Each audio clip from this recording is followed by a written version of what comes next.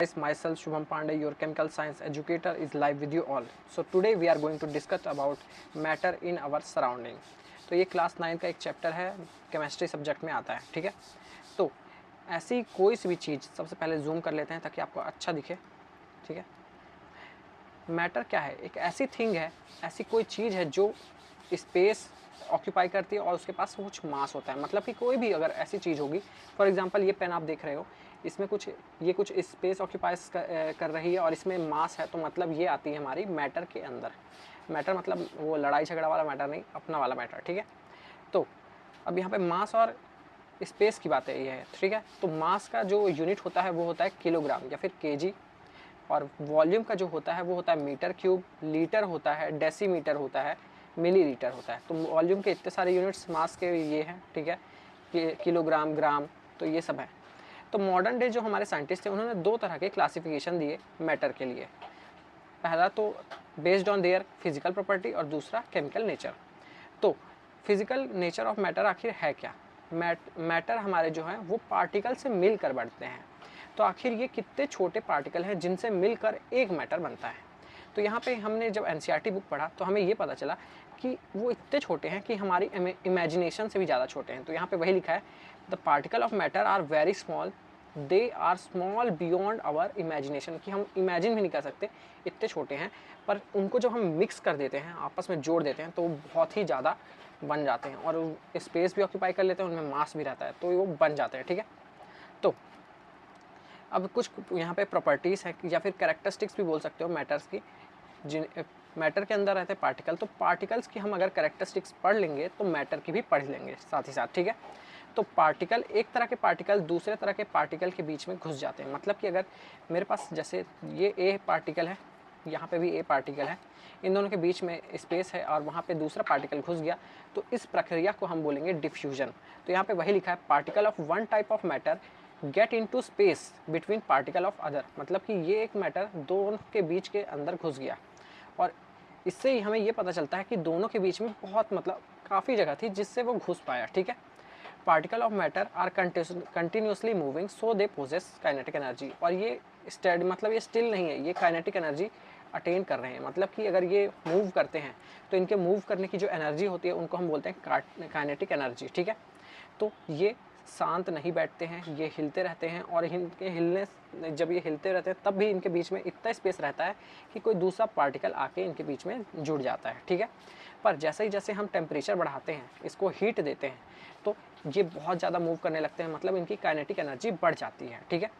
तो ये इतना ज़्यादा मूव करते हैं, तो जिसकी वजह से इनकी इतनी काइनेटिक एनर्जी बढ़ जाती है कि जो दूसरे टाइप के पार्टिकल रहते हैं वो इनके पास आके मिक्स हो जाते हैं, और इसी प्रक्रिया को बोलते हैं हम diffusion. The intermixing of particle of two different types of matter on their own is called diffusion, and on heating, heat करने से डिफ्यूजन हमारा फास्टर हो जाता है। दूसरी प्रॉपर्टी है पार्टिकल्स की या फिर मैटर की कि ये अपने एक दूसरे को अट्रैक्ट करते हैं, ठीक है। Particle of matter have force acting between them, इनके बीच में कुछ ना कुछ फोर्स लगती है, वो हम आगे हायर क्लासेस में पढ़ेंगे कि कौन सी फोर्स लगती है, ठीक है। This force keeps particle together, और यही फोर्स इनको आपस में जोड़ के रखती है। जैसे आप प्यार करते हो तो आप अपनी गर्लफ्रेंड या बॉयफ्रेंड से कुछ ना कुछ फोर्स है, वो एक लव, एक प्यार ही, एक फोर्स ही है, ठीक है, ठीक है। तो वो आपस में आपको जोड़ के रखती है। The strength of this force, आपके प्यार की ताकत ही आपको जोड़ के रखती है। बस वो डिपेंड करती है कि आप कितना प्यार करते हो सामने वाले से, या फिर आपकी फोर्स कितनी है, ठीक है। अब बढ़ते हैं, हम पार्टिकल की बात हो गई, अब हम देखते हैं कि ये हमारे जो मैटर हैं वो कितने तरह के हैं। मतलब कि पार्टिकल मैटर को बनाता है, मैटर पार्टिकल से ही मिल के बनता है। अब देखेंगे हम कि मैटर के कितने टाइप्स हैं। तो यहाँ पे हम स्टेट देखने वाले हैं। तो इसके बेसिकली 3 हैं, सॉलिड, लिक्विड और गैस, ठीक है। आज हम वही हम पढ़ने वाले हैं। Matter around us exist in 3 different state, ठीक है। पहले हम मैटर पढ़ेंगे, उसकी प्रॉपर्टी पढ़ेंगे, फिर हम देखेंगे कि क्या ये मैटर आपस में एक दूसरे में कन्वर्ट हो सकते हैं, मतलब सॉलिड से लिक्विड हो सकता है क्या, लिक्विड से गैस हो सकता है क्या, वो हम पढ़ने वाएंगे, ठीक है। तो हम यही सब पढ़ने वाले हैं कि पहले तो हम स्टेट्स पढ़ेंगे कि आखिर वो कितने तरह के होते हैं, फिर उसके बाद हम पढ़ेंगे कि आखिर वो आपस में कन्वर्टिबल हैं भी या नहीं, मतलब सॉलिड से गैस हो भी सकता है या नहीं, ठीक है। तो सबसे पहले हम पढ़ेंगे सॉलिड। तो यहाँ पे ये जो लाइन लिखी है इतनी इंपॉर्टेंट नहीं है, पर फिर भी आपको बता देता हूँ, थोड़ा जूम कर लेता हूँ ताकि आपको अच्छे से दिखे, ठीक है। ये हो गया अपना zoom. Matter around us exist in 3 different state, 3 different state में ये एग्जिस्ट करते हैं, ठीक है। पहला है सॉलिड, लिक्विड और गैस, ठीक है। यह हो गया अपना। These state arises due to variation on their characteristics। ये स्टेट कैसे अराइज हुई, क्योंकि इनमें कुछ न कुछ वो थी, क्या डिसिमिलैरिटीज़ थी, मतलब कि कुछ सिमिलैरिटी नहीं थी, कुछ ना कुछ अलग था। तो उसी को हम पढ़ने वाले हैं, कैरेक्टरिस्टिक्स। पहले हम पढ़ेंगे सॉलिड का। तो सॉलिड में they have defined shape, distinct boundaries and fixed volume, मतलब कि उनका एक फिक्स शेप रहता है, फिक्स बाउंड्री रहती है और फिक्स ही वॉल्यूम रहता है। और ये कंप्रेसिबल नहीं है, इसको कितना भी दबाओ ये कंप्रेसिबल नहीं है। इनके पास से एक ऐसी क्षमता रहती है कि ये अपने शेप को मेंटेन करके रखें, भले आप कितना भी इसमें फोर्स लगाओ। अगर आप इसमें बहुत ज़्यादा फोर्स लगाओगे तो ये टूट जाएगा, पर ये अपना शेप चेंज नहीं करेगा। यहाँ पे वही लिखा है, ठीक है। They have definite shape, distinct boundaries and fixed volume, that is they have negligible compressibility, मतलब इसको दबाओगे तो ये नहीं दबेगा, ठीक है। Solid have tendency to maintain their shape when subjected to outside force, मतलब कि इनके पास ये क्षमता रहती है कि अपना शेप को बना के रखें, भले आप इसमें कितना भी फोर्स लगाओ। ये टूट जाएगा अगर आप इसमें बहुत हद से ज़्यादा फोर्स लगाओगे, पर ये अपना शेप चेंज नहीं करेगा, क्योंकि ये रिजिड होते हैं, मतलब कठोर होते हैं। अब बात करते हैं रबर बैंड की। तो रबर बैंड भी सॉलिड ही में ही आता है, पर आप उसमें जैसे फोर्स लगाते हो तो अपना शेप चेंज करने लगता है, और जैसे ही आप उसमें एक्सेसिव फोर्स लगाते हो या फिर बहुत ही ज़्यादा फोर्स लगाते हो तो वो टूट जाता है। तो वो हो गया एक। The shape of each individual sugar, salt और क्रिस्टल रिमेन फिक्स्ड। शुगर का आपने क्रिस्टल देखा होगा और सॉल्ट का क्रिस्टल देखा होगा, तो वो फिक्स रहता है, ठीक है। जब आप उसको हाथ में लेते हो तो भी वो फिक्स रहता है, और जब उसको आप जार में देखोगे तभी भी वो फिक्स रहता है, उसमें कोई चेंज नहीं आता। पर जब आप उसमें फोर्स लगाते हो, हीट देते हो, तो वो हो सकता है उसका चेंज हो जाए शेप। तो वही चीज़ है, ठीक है। अब अपने स्पंज देखा होगा, स्माइली वाली बॉल देखे होगी, उसको दबाते होगे। The sponge has minute hole, उसमें कुछ ना कुछ बहुत छोटे छोटे होल्स रहते हैं जिसमें एयर आके फंस जाती है, और जब हम उसको प्रेस करते हैं तो वो एयर निकलती है, जिसकी वजह से उसका शेप वो हो जाता है, कम होता है, ठीक है, और हम उसको कंप्रेस कर पाते हैं। तो ये हो गई सॉलिड की प्रॉपर्टीज़।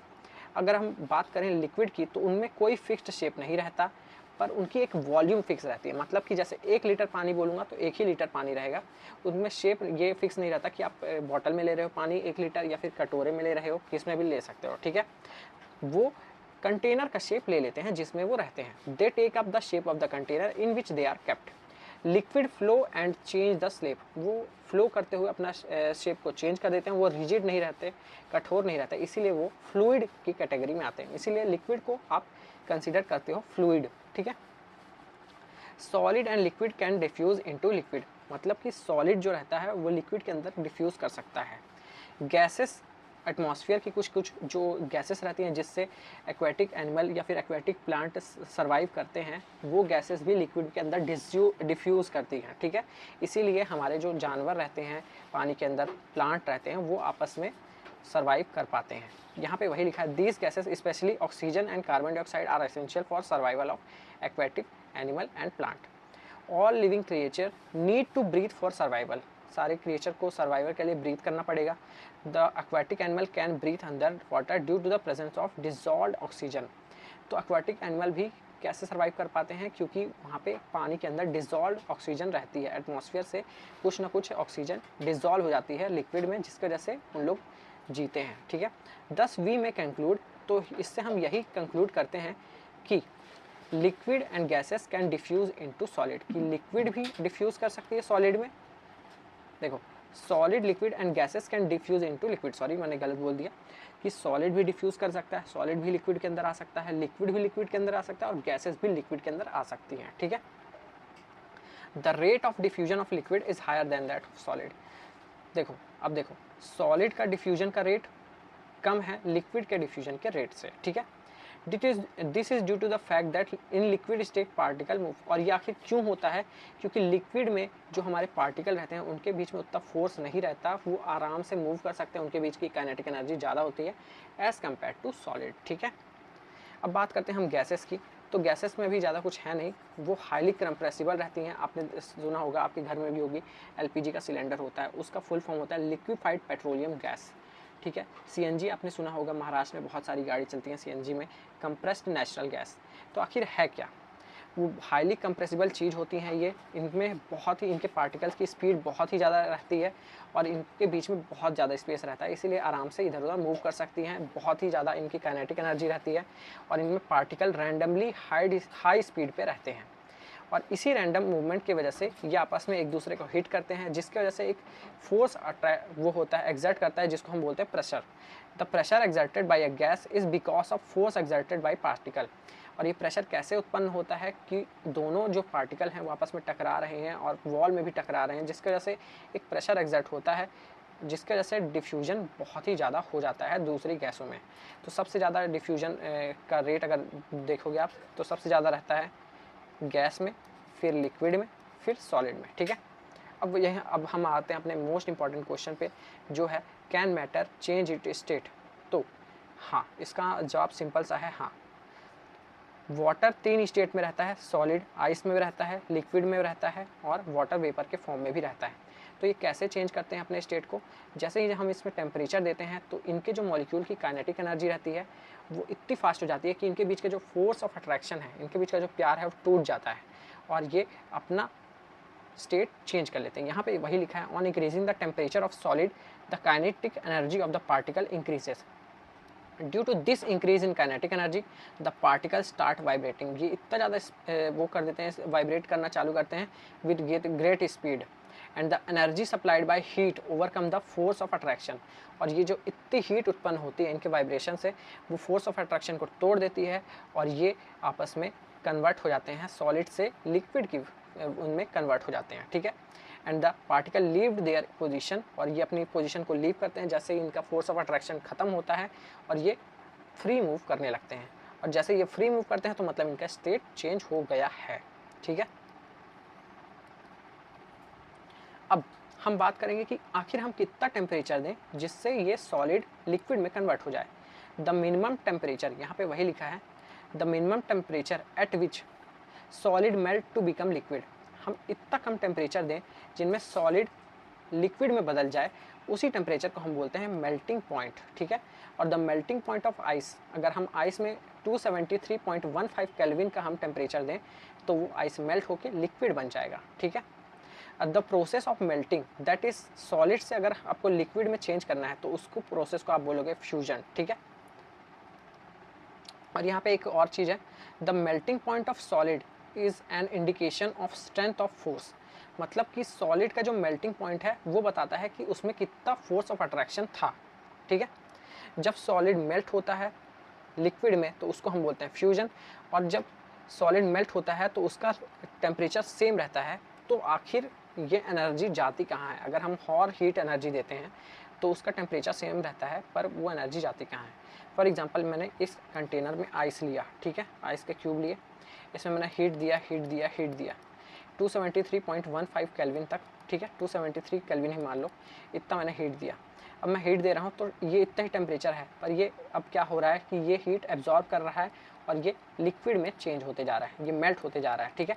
तो यहाँ पे वही लिखा है, when a solid melt it temperature remains same, so where does the energy go.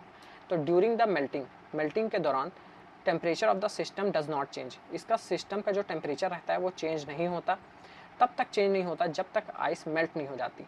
तो ये आखिर होता कैसा है? जब हम हीट करते हैं बीकर को और हीट देते रहते हैं, सप्लाई कंटिन्यू रखते हैं, तो वो जो हीट रहती है वो यूज़ हो जाती है स्टेट चेंज करने के लिए, ठीक है। और इनके बीच के जो फोर्स ऑफ अट्रैक्शन से जो पार्टिकल जुड़े हुए थे उनकी वो फोर्स ऑफ अट्रैक्शन को तोड़ने में वो हीट एब्जॉर्ब हो जाती है और इसी हीट को हम बोलते हैं लेटेंट हीट। तो अगर आपसे कभी भी लेटेंट हीट ऑफ फ्यूजन पूछे तो the amount of heat that is required to change 1 kilogram of solid to liquid at atmospheric pressure। एक एटमॉस्फेरिक प्रेशर में अगर आप 1 किलो सॉलिड को 1 किलो लिक्विड में बदलते हो तो उसी हीट को हम बोलते हैं लेटेंट हीट ऑफ फ्यूजन, ठीक है। So particle at 0 degree Celsius, मतलब कि 273 केल्विन पे अगर जो हमारे पार्टिकल हैं उनकी ज़्यादा एनर्जी रहती है as compare to particle in ice. मतलब कि 0 डिग्री सेल्सियस पे वाटर के पार्टिकल की एनर्जी ज़्यादा रहती है एज़ कम्पेयर टू आइस। और अगर देखोगे तो वाटर वेपर की और ज़्यादा रहती है वाटर से, फिर उसकी ज़्यादा रहती है आइस से, ठीक है।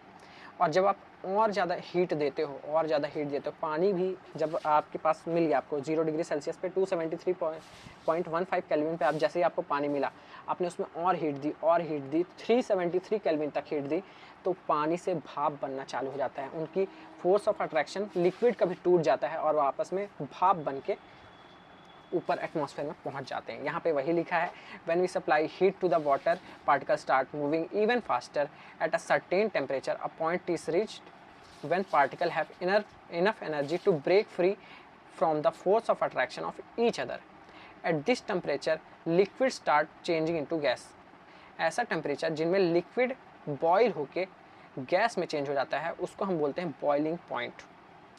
ठीक है, और बॉइलिंग एक बहुत ही बल्क फिनोमिना है, मतलब बहुत ही ज़्यादा फिनोमिना है जिसमें हमारे लिक्विड हैं वो बहुत सारी एनर्जी गेन करके वेपर में कन्वर्ट हो जाते हैं। तो यहाँ पे अगर मैं बोलूँ फॉर वाटर, तो अगर मैं बोलूँ for water this temperature is 373 kelvin, मतलब कि अगर मैं आपको बताऊं कि बॉइलिंग पॉइंट कितना है वाटर का, तो वो है 373 केल्विन या फिर 100 डिग्री सेल्सियस। जैसे ही आप 100 डिग्री सेल्सियस में लाओगे तो लिक्विड गैस में या फिर वाटर वेपर में चेंज हो जाएगा। ठीक है, तो यहाँ पे वही है, वाटर वेपर के पार्टिकल्स की एनर्जी ज़्यादा होती है 100 डिग्री में एज़ कम्पेयर टू वाटर के पार्टिकल्स के बराबर। ठीक है, और जब आप चेंज करते हो लिक्विड सॉलिड से लिक्विड में जाते हो तो उसको हम बोलते हैं फ्यूजन। ठीक है, और जब आप लिक्विड से चेंज करते हो, यहाँ पे वही लिखा है the state of matter change can be one and another. और हाँ, जब आप क्या करते हो, जब आप चेंज करते हो डायरेक्टली सॉलिड से गैस में, तब उस प्रोसेस को हम बोलते हैं सब्लिमेशन। और गैस से जब आप सॉलिड में जाते हो तो उसको हम बोलते हैं डिपोजिशन। यहाँ पे मैं साइड करके लिख देता हूँ, अच्छे से आपको समझ में आएगा। सॉलिड से गैस में आपने चेंज किया तो इस प्रोसेस को बोलेंगे सब्लिमेशन। सब्लिमेशन मतलब सॉलिड से डायरेक्ट गैस बनना। और जब आप गैस से सॉलिड बनाते हो तो उसको हम बोलते हैं डिपोजिशन। ठीक है, ये लिख लेना, यहाँ पे मैंने बोल्ड करके लिखा हुआ है, ये आपके लिए है। तो ये हो गया टेम्परेचर की बात।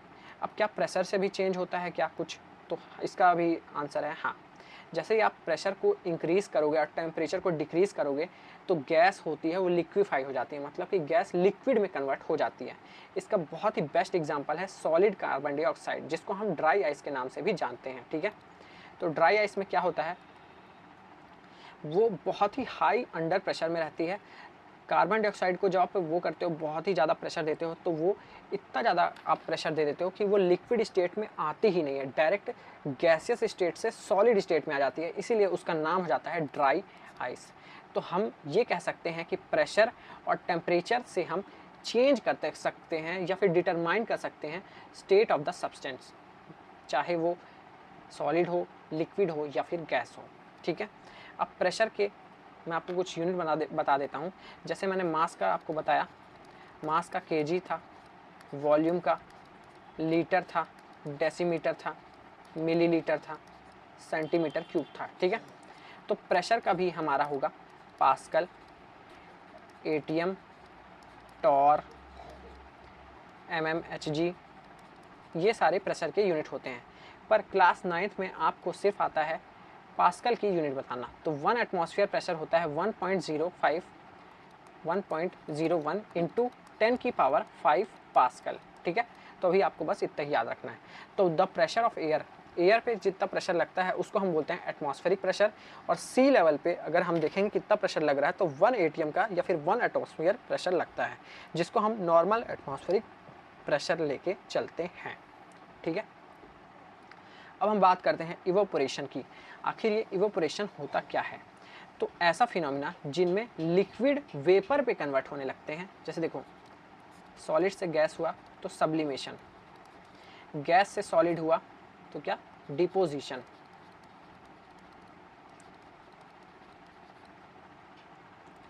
लिक्विड से गैस हुआ तो उसको हम बोलते हैं इवेपोरेशन। ठीक है, तो ये सारे आपको लिख लेना है। हालांकि ये आपको पीडीएफ मिल जाएगा डिस्क्रिप्शन में, तो वहाँ से तो डाउनलोड हो ही जाएगा। ठीक है, तो आखिर इवेपोरेशन होता क्या है, तो सेम वही चीज़ है कि पार्टिकल जो रहते हैं वो मूव करते रहते हैं, कभी रेस्ट पे नहीं रहते हैं, पर हम उसमें जैसे ही टेम्परेचर देते हैं तो उन पार्टिकल्स की काइनेटिक एनर्जी बढ़ जाती है, जिसकी वजह से उनके बीच का फोर्स ऑफ अट्रैक्शन ख़त्म हो जाता है, जिसकी वजह से लिक्विड जो रहते हैं वो वेपर्स में कन्वर्ट हो जाते हैं। और the phenomena change of liquid into vapour at any temperature, किसी भी टेम्परेचर पे लिक्विड जब वेपर पे चेंज होने लगते हैं तो उसी टेम्परेचर को हम बोलते हैं, या फिर उस पॉइंट को बोलते हैं बॉइलिंग पॉइंट, और उसी प्रक्रिया को, लिक्विड से वेपर होने की, वेपर में चेंज होने की प्रक्रिया को हम बोलते हैं इवेपोरेशन। तो इवेपोरेशन आखिर किस किस फैक्टर पे डिपेंड करता है? तो इवेपोरेशन सबसे पहले डिपेंड करेगा आपका सरफेस एरिया पर, ठीक है। इवेपोरेशन हमारा डिपेंड करेगा या फिर इंक्रीज होगा सरफेस एरिया पे। जैसे जैसे आप मान लो छत में आपने पानी छिड़का, तो अगर आप बहुत बड़े छत में पानी छिड़कोगे तो बहुत ही ज़्यादा जल्दी इवेपोरेट हो जाएगा। आप टेम्परेचर बढ़ाओगे तो इवेपोरेट हो जाएगा। आप डिक्रीज कर दोगे ह्यूमिडिटी को। ह्यूमिडिटी क्या है? Amount of water vapour present in vapour at given temperature. If amount of vapour water in air is already high then rate of evaporation it decreases. मतलब यहाँ पे यही है, ह्यूमिडिटी क्या है? Amount of water vapour present in air. Water vapour मतलब भाप अगर प्रेजेंट कर रहा है एयर में, ठीक है, और जो एयर है आपकी, वो होल्ड नहीं कर पा रही है वाटर को, तब आपका इवेपोरेशन डिक्रीज हो जाएगा, ठीक है। तो यहाँ पे वही लिखा है, if the amount of water या फिर नमी, आप सीधा ये जान लो कि नमी, जब आपकी नमी रहती है एटमॉस्फेयर में तब आपका इवेपोरेशन नहीं होता, ठीक है। जैसे बारिश के बाद आपको लगता है कितना चिपचिप लग रहा है, तो वही होता है कि इवेपोरेशन का उल्टा हो जाता है कि वाटर वेपर से वो वाटर में कन्वर्ट होने लगता है, इसलिए आपको अलग से नमी फील होती है, ठीक है। तो ये अगर नमी को आप डिक्रीज करोगे तो इवेपोरेशन फास्ट हो जाएगा, ठीक है। विंड स्पीड अगर आप बढ़ाओगे तो इवेपोरेशन फास्ट हो जाएगा। तो अब देखते हैं कि आखिर ये इवेपोरेशन कूलिंग इफेक्ट कैसे दिखाता है। तो फॉर एग्जांपल आप एक ओपन वेसल ले लो, ठीक है, उसमें आपने लिक्विड भर दिया, और लिक्विड का जो रहता है, जो हमारा लिक्विड रहता है, वो सराउंडिंग से एनर्जी लेता है, और उसको उसने एनर्जी ली और अपना कूलिंग इफेक्ट दिया। यहाँ पे वही है, the particle of liquid absorb energy from the surrounding and to regain the energy lost during evaporation, this absorption of energy from the surrounding make the surrounding cool. मतलब कि ये सराउंडिंग से heat लेता है और अपने ठंडाई दे देता है। इसीलिए हम समर में कॉटन के कपड़े पहनते हैं, क्योंकि होता ये है कि during summer we perspire more because of mechanism of our body. हमारी बॉडी का मैकेनिज्म क्या है कि हम हीट रहती है, हीट ज़्यादा हम वो करते हैं, रिलीज़ करते हैं, जिसकी वजह से हमें कूल रहने की ज़रूरत है, ठीक है। तो आखिर होता क्या है इवेपोरेशन में? During evaporation the particle at the surface of the liquid gain energy from the surrounding. हमने जैसे ये कपड़ा पहना, ठीक है, शर्ट बना देता हूँ, गंदी ड्राइंग है पर ठीक है। तो हमने ये कपड़ा पहना, ये मान लो कपड़ा है हमारा कॉटन का, तो इसमें जैसे ही हमें स्वेट होता है, पसीना आता है, तो ये जो लिक्विड है ये कपड़े के सरफेस में जाके चिपक जाता है, और जैसे ये चिपकता है तो ये जो लिक्विड के पार्टिकल हैं ये हमारे सन से या फिर सराउंडिंग से एनर्जी लेने लगते हैं, और जैसे ही लेते हैं तो ये भाप के फॉर्म में रिलीज़ हो जाते हैं, और जब ये रिलीज़ होते हैं तो हमें लगती है ठंडा, हमें अच्छा लगता है। यहाँ पे वही लिखा है, liquid gain energy from the surrounding और the body surface changes into the vapour, ठीक है। The heat energy equal to latent heat of vaporisation is absorbed. The heat energy is absorb से आप पढ़ना, ठीक है, ये सब मत पढ़ना। The heat energy is absorb from the body, body से हीट को निकाल लेता है और बॉडी को कूल कर देता है, ठीक है। यहाँ पे वही लिखा है। तो कॉटन एक बहुत ही एब्जॉर्बर का काम करता है बॉडी से हीट निकालने का, और ये स्वेट या फिर किसी और के फॉर्म में इसको इवोपरेट कर देता है, ठीक है। यहाँ पे एक और क्वेश्चन इवोपरेशन से ये बनता है कि आप जब ठंडा गिलास का पानी लेते हो, ठंडी आपने गिलास ली, तो गिलास के बाहर साइड आपको ड्रॉपलेट्स क्यों दिखती हैं वो यहाँ पे आपको बताना है, ठीक है। तो होता ये है कि जैसे ये गिलास है मेरी, है ना, ये गिलास है, इसके अंदर मैंने आइस कोल्ड वाटर पानी रखा। फॉर एग्जांपल मैंने 4 डिग्री सेल्सियस, मतलब कि बहुत ठंडा पानी है।